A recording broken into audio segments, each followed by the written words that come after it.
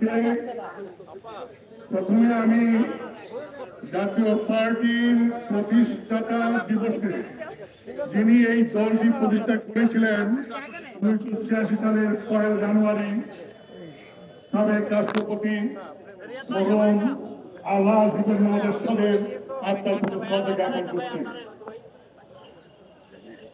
আজকের এই দিনে 1971 সালে স্বাধীনতা সংগ্রামে যারা শহীদ হয়েছিলেন সকল শহীদদের আত্মার প্রতি আমি শ্রদ্ধা জানাই এবং এই দেশে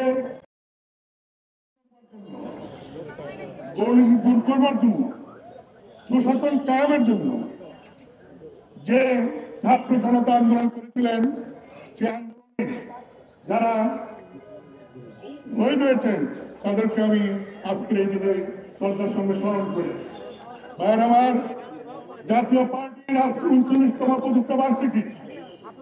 আমরা এরশাদের সৈনিক, কখনোই আমরা বিশৃঙ্খলা বিশ্বাস করি না, আমরা কোনো অনিয়মে বিশ্বাস করি না, আমরা শান্তিপূর্ণ রাজনীতি বিশ্বাস করি। সে আলোকে আমরা ফরমালি মেট্রোপলিটন পুলিশ কমিশনের কাছে দরখাস্ত করেছিলাম। ডিপ্লোমা ইঞ্জিনিয়ারিং ইনস্টিটিউট আমরা বুকিং দিয়েছিলাম যে আমরা প্রতিষ্ঠা বার্ষিকী উপলক্ষে একটা আলোচনা সভা করব। আমাদেরকে মৌখিকভাবে অনুমতি দেওয়া হয়েছিল, আমরা প্রস্তুতি নিয়েছিলাম, কিন্তু গতকালকে সন্ধ্যার পর আমাদেরকে বলা হলো আমরা সেই সভা করতে পারবো না। আমি জানি না আমরা কি অপরাধ করেছি। আমরা নিয়ম মেনে দরখাস্ত করেছিলাম এবং সরকারের পক্ষ থেকে আমাদেরকে মৌখিকভাবে অনুমোদন দেওয়া হয়েছিল। তারপরে কি কারণে আমাদের মিটিং করতে দেওয়া হলো না, নিষেধ করা হলো, সেই কারণটি এখন পর্যন্ত আমরা জানতে পারি নাই।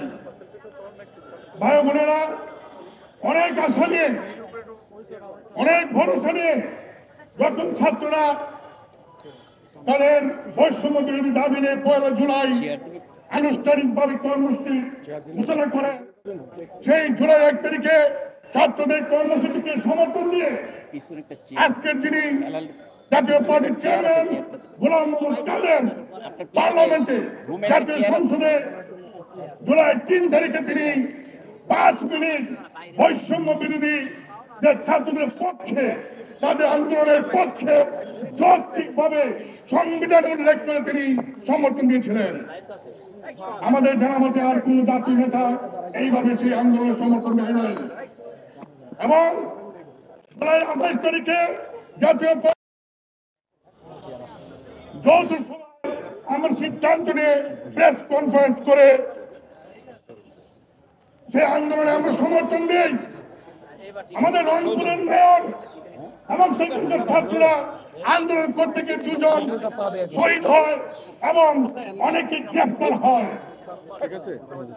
ছাত্রদের সেই আন্দোলনে আমরা সমর্থন দিয়েছিলাম, কারণ সেটা ছিল এই দেশের সকল মানুষের সমর্থনে একটি কর্মসূচি। এবং পরবর্তী সময়ে আমরা মাননীয় প্রধান উপদেষ্টাকে আমাদের চেয়ারম্যান নেতৃত্বে দেখা করে আমরা তাকে আশ্বস্ত করেছিলাম যে আপনি এই দেশের গণতন্ত্র প্রতিষ্ঠিত করবার জন্য, এই দেশে একটি ভালো ভোটের ব্যবস্থা করার জন্য এবং প্রয়োজনীয় সংস্কার করার জন্য যা যতটুকু সমর্থন জাতীয় পার্টির পক্ষ থেকে আপনাদের প্রতি আমাদের সমর্থন থাকবে। কিন্তু আমরা জানি না কি উদ্দেশ্য কারণে আজকে আমাদেরকে সভা করতে দেওয়া হয় নাই। আমি একটি কথাই বলবো, বর্তমান অন্তর্বর্তীকালীন সরকারকে এই দেশে প্রায় 1000 মানুষ ছেলে মেয়ে শহীদ হয়েছে গণতন্ত্রের প্রতিষ্ঠা করবার জন্য, একটা বৈষম্যহীন সমাজ ব্যবস্থা, একটি দুর্নীতিমুক্ত সুশাসন, দেশে দুর্নীতি বন্ধ করার জন্য, মানুষের বাক স্বাধীনতাকে বিকাশ করার জন্য, রাজনৈতিক দলগুলিকে তাদের কর্মকাণ্ড সুষ্ঠুভাবে নিরপেক্ষভাবে পরিচালনা করার জন্য এই সরকার কমিটেড জাতির কাছে। তাই আমরা কেন, যেহেতু আমরা রাজনৈতিক দল নিষিদ্ধ নয়, তাই আমরা কেন এই সরকারের সময় এই গণতান্ত্রিক ব্যবস্থা কায়েমের জন্য যে সরকার চেষ্টা করে যাচ্ছেন তাদের আমলে কেন আমরা এই বৈষম্যের শিকার হচ্ছি, এটা আমরা জানতে চাই